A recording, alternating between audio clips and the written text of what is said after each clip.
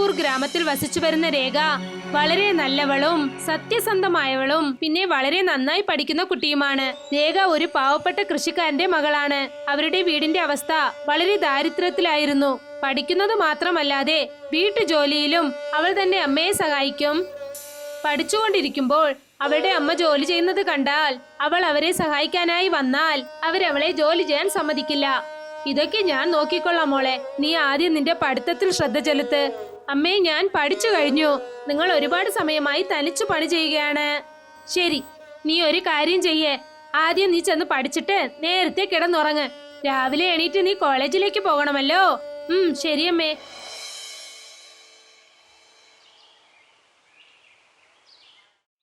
രേഖ തൊട്ടടുത്തുള്ള ഗ്രാമത്തിലാണ് പഠിച്ചുകൊണ്ടിരുന്നത്.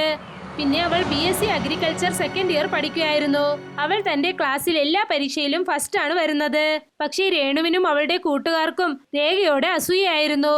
അവർ രേഖയെ ഒരുപാട് വെറുത്തിരുന്നു. അറിയാമോ, ഇവൾ ടീച്ചേഴ്സിനെയൊക്കെ നന്നായി മയക്കി വെച്ചിരിക്കുകയാണ്. അതുകൊണ്ടാണ് എല്ലാ എക്സാമിലും ഫസ്റ്റ് വരുന്നത്. പറയുന്നേ, അല്ലെങ്കിൽ എങ്ങനെയാ അവള് ഫസ്റ്റ് വരുന്നത്? അതെ അതെ, നീ പറയുന്നത് നേരാണ് രേണു. ഇവളെ നമ്മൾ എന്തെങ്കിലും ചെയ്തേ പറ്റൂ. ഇല്ലെങ്കിൽ നമ്മുടെ ജീവിതം ആകെ കഷ്ടത്തിലാകും. ഇവളുടെ ജീവിതം നമ്മൾ കഷ്ടത്തിലാക്കാം. കാണാൻ ഒരു ഭംഗിയുമില്ല, പക്ഷെ പഠിത്തത്തിൽ മാത്രം ഫസ്റ്റ് വരുന്നു. രേണു ആ സിറ്റിയിലെ വലിയ പണക്കാരന്റെ മകളാണ്. അതുകൊണ്ട് അവൾ അവളുടെ മുഖ സൗന്ദര്യത്തിലും പിന്നെ ഡ്രസ്സിങ്ങിലുമൊക്കെ വളരെ ശ്രദ്ധിക്കുമായിരുന്നു. പാവപ്പെട്ടവളായ ആ രേഖയെ എപ്പോഴും അവൾ കഷ്ടപ്പെടുത്തിക്കൊണ്ടേയിരുന്നു.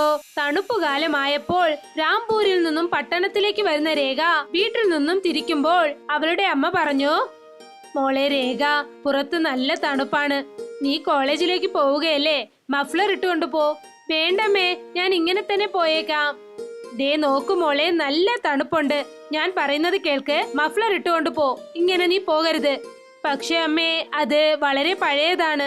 പക്ഷേ തണുപ്പിൽ നിന്നും രക്ഷിക്കുമല്ലോ. നീ അത് ഇട്ടുകൊണ്ട് പോ, ഞാനല്ലേ പറയുന്നത്. ശരി അമ്മേ. രേഖ ഗ്രാമത്തിൽ നിന്നും നടന്നാണ് കോളേജിലേക്ക് വരുന്നതും പോകുന്നതും. രേഖ മഫ്ലർ ഇട്ടുകൊണ്ട് കോളേജിലേക്ക് വന്നു. രേണു അവളെ നോക്കിയിട്ട് കളിയാക്കുന്ന രീതിയിൽ എന്തു പറഞ്ഞെന്നാൽ, അല്ല ഇവളെന്ന് നോക്കിയേ, ജർഗിനും ജാക്കറ്റും ഇടുന്ന സമയത്ത് ഇവൾ മഫ്ലർ ഇട്ടുകൊണ്ട് വന്നിരിക്കുന്നു. അതും കീറിയത്, വളരെ പഴയത്. ഇങ്ങോട്ട് നോക്കിയേ. അങ്ങനെ ഇവൾ മഫ്ലർക്കാരിയായി മാറി. അയ്യേ, മഫ്ലർക്കാരി എന്ന് പറയല്ലേ, കീറിയ മഫ്ലർക്കാരി എന്ന് പറയൂ. കീറിയ മഫ്ലർക്കാരി. രേഖ ഇതൊക്കെ കേട്ട് ഒരുപാട് വിഷമിച്ചു. പിന്നെ അവൾ കരയാൻ തുടങ്ങി. പിന്നെ കോളേജിന്റെ പുറകിൽ കാട് പോലത്തെ ഒരു സ്ഥലം ഉണ്ടായിരുന്നു. അവിടേക്ക് അവൾ ചെന്നു. അപ്പോഴാണ് ഒരു ശബ്ദം അവളുടെ ചെവിയിൽ കേട്ടത്. അവിടെ നോക്കിയപ്പോൾ അവളുടെ ക്ലാസ്സിലുണ്ടായിരുന്ന രാജേഷും ജിതേഷും അവിടെ നിൽപ്പുണ്ടായിരുന്നു. രാകേഷ് തന്റെ കയ്യിൽ തോക്ക് വെച്ചുകൊണ്ട് എന്തിനെയോ ഉന്നം വെക്കുകയായിരുന്നു. എടാ, ഇവിടെ ഉണ്ടാവും. ഇന്നലെ ഇവിടെ തന്നെ കണ്ടു. അതെ, അവിടെ നോക്ക്. എടാ, നീ മിണ്ടാതിരിക്കെ, ഞാൻ ശ്രദ്ധിക്കട്ടെ. രാകേഷും ജിതേഷും ഒരു മരത്തിനു മുകളിൽ ഇരുന്നു കൊണ്ട് ആ കഴുകനെ ഉന്നം വയ്ക്കാൻ തുടങ്ങി. അതുകൊണ്ട് അവർ ആ കാട്ടിലേക്ക് വേട്ടയാടുന്ന തോക്ക് കൊണ്ടുവന്നിരുന്നു. അവർ ആ കഴുകനെ ഉന്നം വെച്ച് തന്റെ തോക്കെടുത്ത് അമ്പെയ്തതും ഒരു വിസിൽ ശബ്ദം കേട്ടു. എടാ, ഓടിക്കോ. ഇന്നലത്തെ പോലെ ആ ഗാർഡ് വീണ്ടും വന്നു. ആ ഈഗിളിനെ എന്താ ചെയ്യാ? അത് വിട്ടിട്ട് പോകണോ? അത് പിന്നെ നോക്കിക്കൊള്ളാം. ഇപ്പോൾ ഇവിടുന്ന് പോകാം. ഇന്നലെ എന്നെ എങ്ങനെയോ വിട്ടു, പക്ഷേ ഇന്ന് കുടുങ്ങിയാലേ വലിയ പ്രശ്നമാവും. വേഗം പോവാം. രേഖ ഇതൊക്കെ നോക്കിക്കൊണ്ടിരുന്നു. രാകേഷും ജിതേഷും പോയതിനു ശേഷം കഴുകൻ താഴെ വീണു കിടന്ന സ്ഥലത്തേക്ക് രേഖ വന്നു. ഹോ, എത്ര വലിയ മുറിവാണിത്. ആ അമ്പ് നന്നായി കൊണ്ടെന്ന് തോന്നുന്നു. ഇല്ല, എനിക്കൊന്നും ആവില്ല. ഈ പരിക്ക് വേഗം ശരിയാവും. രേഖ ആ ശബ്ദം കേട്ടതും ആകെ അതിശയിച്ചു പോയി. അല്ല, എന്താ ഇത്? നീ എങ്ങനെയാണ് സംസാരിക്കുന്നത്? അതിനേക്കാളും നിനക്ക് ഒരു വിഷയം അറിഞ്ഞാൽ ആശ്ചര്യം തോന്നും. അതായത് നീ എന്തിനാ വിഷമിക്കുന്നത് എനിക്കറിയാം. അതോട് നീ എന്തിനാ കരയുന്നതിനു പോലും എനിക്കറിയാം. എന്താ പറയൂ നോക്കട്ടെ. രേണു നിനക്ക് ചെയ്ത കാര്യം അത് ശരിயான കാര്യമല്ല. എനിക്കും അത് വിചാരിച്ചാൽ വിഷമമാകുന്നു. നീ ഒരു നല്ല പെൺകുട്ടിയാണ്. മറ്റുള്ളവർക്ക് സഹായം ചെയ്യുന്ന നല്ല ഇതയം കൊണ്ട പെൺകുട്ടിയാണ്. നിനക്ക് ഇതുപോലെ വിഷയങ്ങൾ നടക്കാൻ പാടില്ല. അവരെന്നെ മഫ്ലർക്കാരിയാണെന്ന് പറഞ്ഞ് കളിയാക്കിയപ്പോൾ നല്ല വിഷമമായിരുന്നു. ഞങ്ങളുടെ വീടിന്റെ അവസ്ഥ മോശമാണ്. അതുകൊണ്ടാണ് ഇവരൊക്കെ എന്നെ കളിയാക്കുന്നത്. ഞാൻ ഗ്രാമത്തിലെ കുട്ടിയാണ്. അതുകൊണ്ടാണ് എന്നെ കളിയാക്കുന്നത്. രേഖ, നീ വിഷമിക്കല്ലേ. മഫ്ലറിന് വേണ്ടി ഇവരെല്ലാം നിന്നെ കളിയാക്കിയോ, അതേ മഫ്ലർ ഇപ്പോൾ നിനക്ക് ഏറ്റവും വലിയ സഹായമായി മാറും. അതെങ്ങനെയാണ്? നീ നിന്റെ മഫ്ലറിനെ കാണിക്ക്. രേഖ അവളുടെ മഫ്ലർ കാണിച്ചതും അതൊരു പുതിയ മഫ്ലറായി മാറി. ഈ മഫ്ലറിന്റെ അടുത്ത് നിനക്ക് ഏത് വേണമെങ്കിലും ചോദിക്കാം, പക്ഷേ നീ ഇതിനെ തെറ്റായിട്ട് ഉപയോഗിക്കാൻ പാടില്ല. അങ്ങനെ ചെയ്താൽ ഇത് നിനക്ക് തെറ്റേ ചെയ്യും. പിന്നെ നീ എവരിനെങ്കിലും കഷ്ടം കൊടുക്കാനായിട്ട് ഇത് ഉപയോഗിച്ചാൽ അപ്പോഴും ഇത് നിനക്ക് തെറ്റേ ചെയ്യും. ശ്രദ്ധിക്കൂ, ഇതിനെ നീ നിനക്കും പിന്നെ മറ്റുള്ളവരെ സഹായിക്കും വേണ്ടി ഉപയോഗിക്കണം. അപ്പോഴേ ഇത് വരമായിട്ടുണ്ടാവും, അല്ലെങ്കിൽ ഇത് ഒരു ശാപമായി മാറും. ഇങ്ങനെ പറഞ്ഞിട്ട് കഴുകൻ പറന്നുപോയി. രേഖയ്ക്ക് വിശ്വസിക്കാനായില്ല ഇവിടെ എന്താണ് സംഭവിച്ചതെന്ന്. ഞാനിപ്പോൾ സ്വപ്നമാണോ കണ്ടത്? ഒരു കഴുകൻ എങ്ങനെ സംസാരിക്കാനാകും? പിന്നെ ഈ കീറിയ മഫ്ലർ പെട്ടെന്ന് എങ്ങനെയാണ് പുതിയതായത്? അങ്ങനെയാണെങ്കിൽ കഴുകൻ പറഞ്ഞത് നേരായിരിക്കുമോ? പരിശോധിച്ചു നോക്കാം. മഫ്ലർ, ആ മരത്തിന് മുകളിൽ കാണുന്നില്ല ആ പേരയ്ക്ക, അത് എടുത്തുകൊണ്ടുവാ. അപ്പോൾ രേഖയുടെ കയ്യിൽ ഉടനെ ഒരു പേരയ്ക്ക വന്നു. അയ്യോ, ഇത് അതിശയമാണ്. മഫ്ലർ, നീ എന്നെ വീട് വരെ പറന്നു കൊണ്ടുപോകൂ. രേഖ ഇങ്ങനെ പറഞ്ഞതും തന്നെ കാറ്റത്ത് പറക്കാൻ തുടങ്ങി. എത്ര രസമായിരിക്കുന്നു! ഇത് യഥാർത്ഥത്തിൽ മാന്ത്രിക മഫ്ലറായി മാറി. രേഖ തന്റെ വീട്ടിലേക്ക് വന്നതും തന്റെ മഫ്ലറോട് എന്തു പറഞ്ഞെന്നാൽ, മഫ്ലർ, നീ വേഗം എനിക്ക് നല്ല വസ്ത്രങ്ങൾ തരൂ. ഇങ്ങനെ പറഞ്ഞതും പുതിയ പുതിയ വസ്ത്രങ്ങളൊക്കെ അവിടെ വന്നു. രേഖ ഒരുപാട് സന്തോഷിച്ചു. വാവ്, ഇത് യഥാർത്ഥത്തിൽ വളരെ അതിശയമാണ്. മഫ്ലർ, എന്നെ കുറച്ചുകൂടി ഭംഗിയാക്കാമോ? ഇങ്ങനെ പറഞ്ഞതും രേഖയുടെ ഭംഗിയും കളറും ഒക്കെ മാറിയിരുന്നു. അവളിപ്പോൾ കാണാൻ വളരെ സുന്ദരിയായിരുന്നു. വാവ്, ഞാൻ നാളെ പുതിയ വസ്ത്രം ഇട്ടുകൊണ്ട് കോളേജിലേക്ക് പോകും.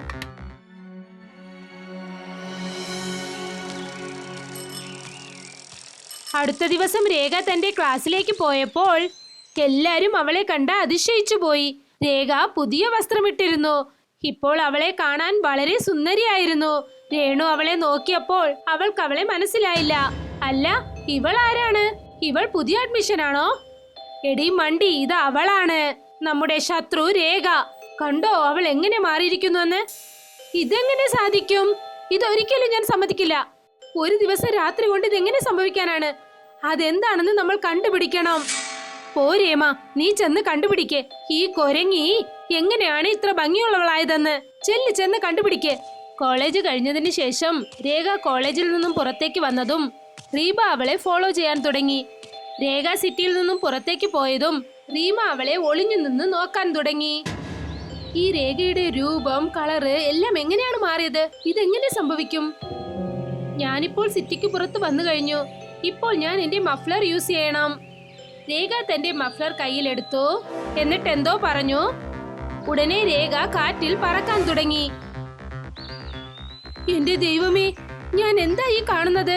ഈ രേഖ എങ്ങനെയാ കാറ്റത്ത് പറക്കുന്നത്? മഫ്ലറിനെ കുറിച്ച് പറഞ്ഞതും രേണുവിന് അത് വിശ്വസിക്കാനായില്ല. അങ്ങനെയാണെങ്കിൽ ഇതെല്ലാറ്റിനും കാരണം ആ മഫ്ലർ ആണോ? നമ്മൾ ഏത് മഫ്ലറിനെയാണോ കളിയാക്കിയത്, അതിപ്പോൾ മാന്ത്രിക മഫ്ലർ ആണോ? എനിക്ക് ആ മഫ്ലർ വേണം. റീമ, എനിക്ക് ആ മഫ്ലർ വേണം. എന്തെങ്കിലും ചെയ്ത് ആ മഫ്ലർ നമ്മൾ സ്വന്തമാക്കണം.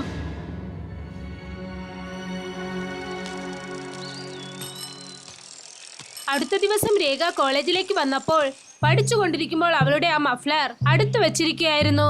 ഈ അവസരം മുതലാക്കി രേണു അതുപോലുള്ള ഒരു മഫ്ലർ അവിടെ വെച്ചു.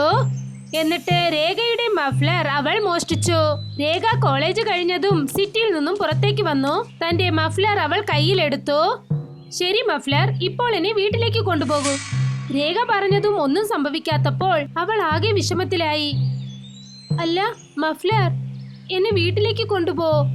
എന്തുപറ്റി? എന്തുകൊണ്ടാ ഇന്നെനിക്ക് പറക്കാനാകാത്തത്? അല്ല, ഈ മാന്ത്രിക മഫ്ലറുടെ ശക്തി എവിടെയാണ് പോയത്? എങ്ങനെ പറക്കും? മഫ്ലർ ആ രേണുവിന്റെ കയ്യിലല്ലേ ഉള്ളത്. രേണു ആ മഫ്ലർ നോക്കിക്കൊണ്ടേയിരുന്നു. വാവ്, ഈ മാന്ത്രിക മഫ്ലർ ഇപ്പോൾ എന്റെ കയ്യിലെത്തി. ഇതറിഞ്ഞാൽ ആ രേഖ വിറച്ചു പോകും. ഇത് ഉപയോഗിച്ച് ഞാൻ ചെയ്യാൻ ആഗ്രഹിക്കുന്നതൊക്കെ ചെയ്യും. എനിക്കിപ്പോൾ നന്നായി വിശക്കുന്നു. മഫ്ലർ, എനിക്ക് ഐസ്ക്രീമും ബർഗറും കൊണ്ടുവന്ന് താ. ഇങ്ങനെ പറഞ്ഞതും രേണുവിന്റെ മുൻപിൽ ഐസ്ക്രീമും ബർഗറും എത്തി. എന്റെ ദൈവമേ, ഇത്രയും ബർഗറും ഐസ്ക്രീമുമോ? ദേ നോക്കൂ, ഇനി നമുക്ക് എന്ത് വേണമെങ്കിലും ചെയ്യാം. നമുക്ക് എന്ത് ആവശ്യമുണ്ടെങ്കിലും ഇത് നമുക്ക് നൽകും. മഫ്ലർ കിട്ടിയതിന് ശേഷം രേണു ഒരുപാട് സന്തോഷിച്ചു. പിന്നെ അടുത്ത ദിവസം നല്ല സന്തോഷത്തോടെ കോളേജിലേക്ക് വന്നു. പുതിയ ഡ്രസ്സ്, പുതിയ ഭംഗി, കാണാൻ അവൾ വളരെ നന്നായിരുന്നു. വാവ് രേണു, നീ മുൻപത്തെക്കാളും ഇപ്പോൾ നല്ല ഭംഗിയായിരിക്കുന്നു. പിന്നെ ഈ പുതിയ ഡ്രസ്സ് നിനക്ക് നന്നായി ചേരുന്നു. രേമ, നീ കാത്തിരുന്നു നോക്ക് ഇനി ഞാൻ എന്തൊക്കെ ചെയ്യുന്നു. ആദ്യം ആ രേഖയുടെ കാര്യത്തിൽ എന്തെങ്കിലും എന്ന് തീരുമാനിക്ക്.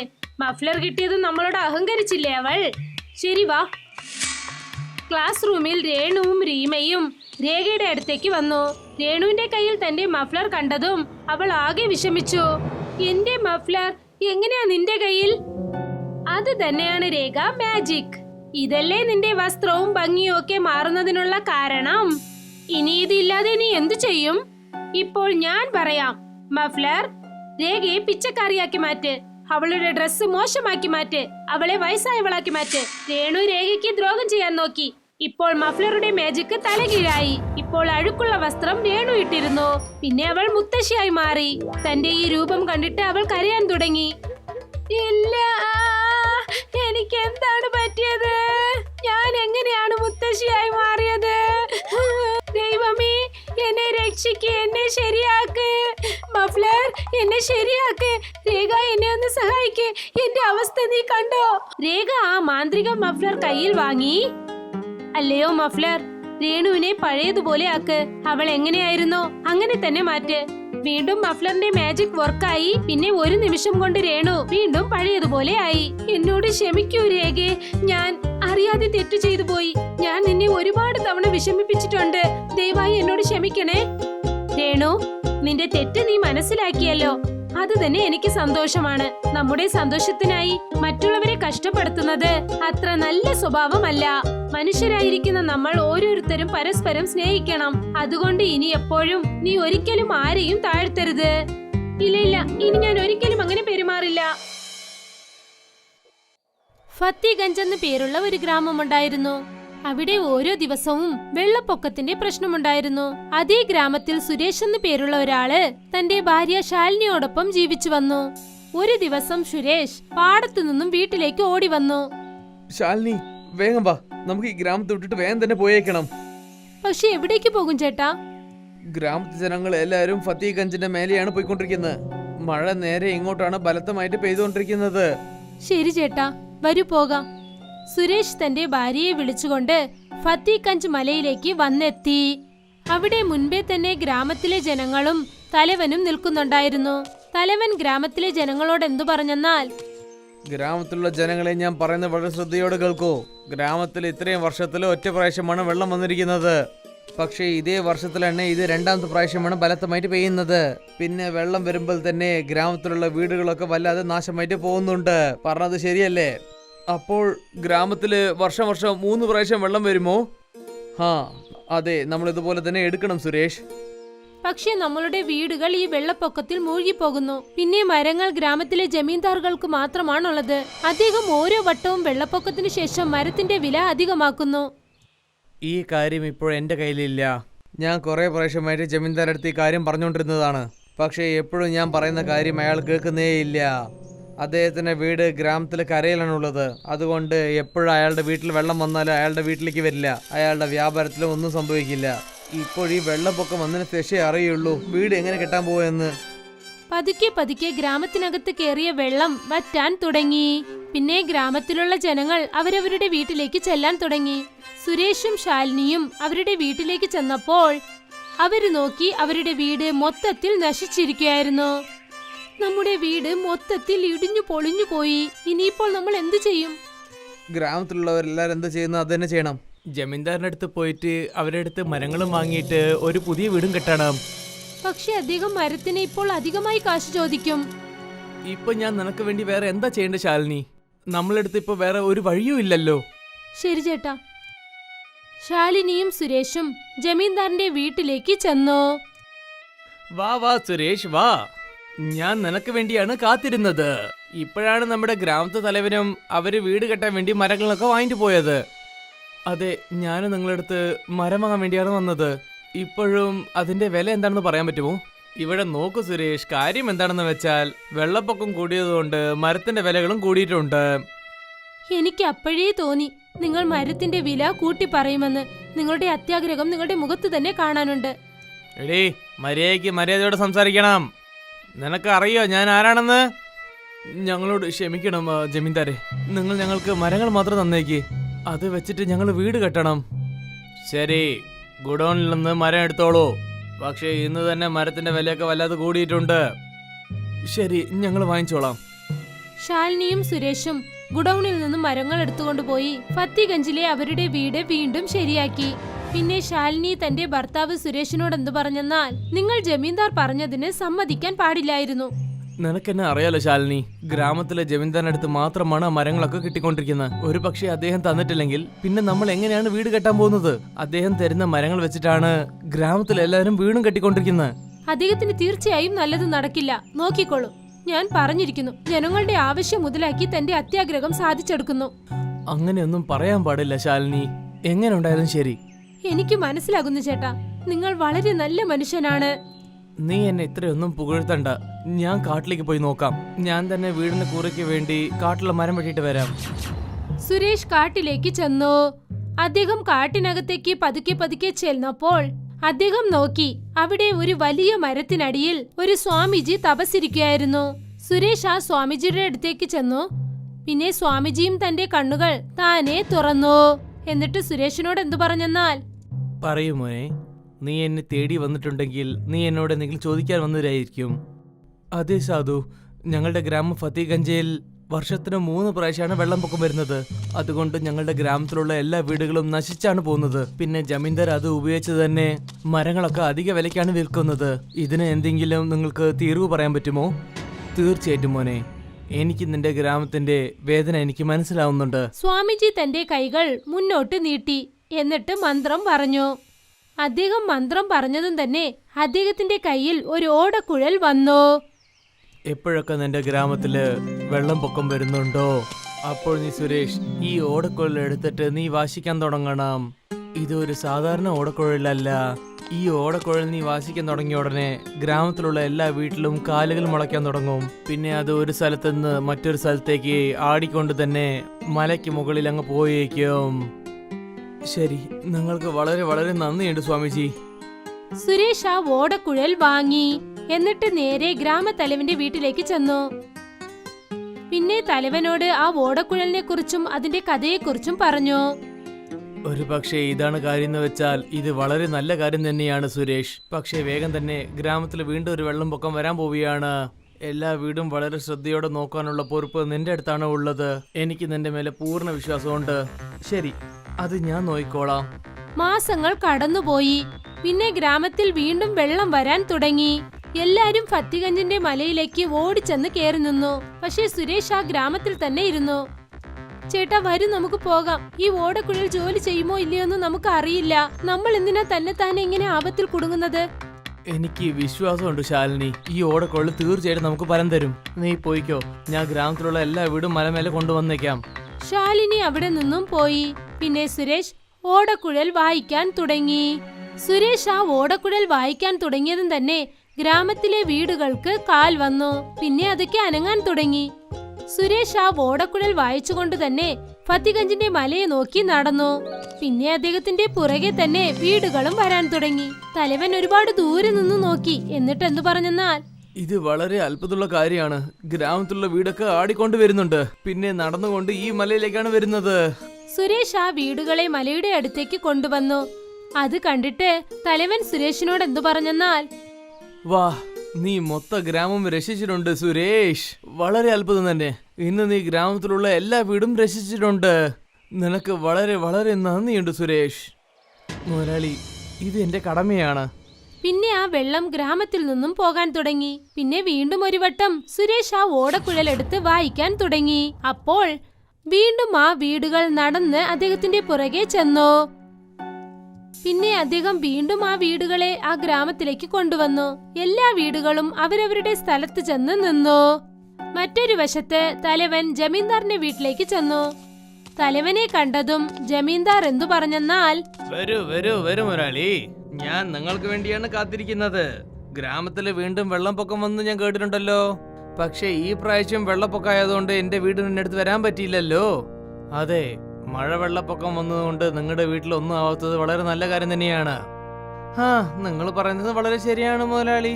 പക്ഷെ നിങ്ങൾ ഇതൊക്കെ പറയുന്ന മുമ്പ് തന്നെ ഞാൻ ഒരു കാര്യം പറഞ്ഞേക്കാം, മരങ്ങളുടെ വില വളരെ കൂടിയിട്ടുണ്ടല്ലോ. നിങ്ങൾ മുതലാളിയെ കൊണ്ട് നിങ്ങൾക്ക് കുറഞ്ഞ വിലയിൽ ഞാൻ സാധാരണ മരമൊന്നും കടാൻ പറ്റില്ലല്ലോ.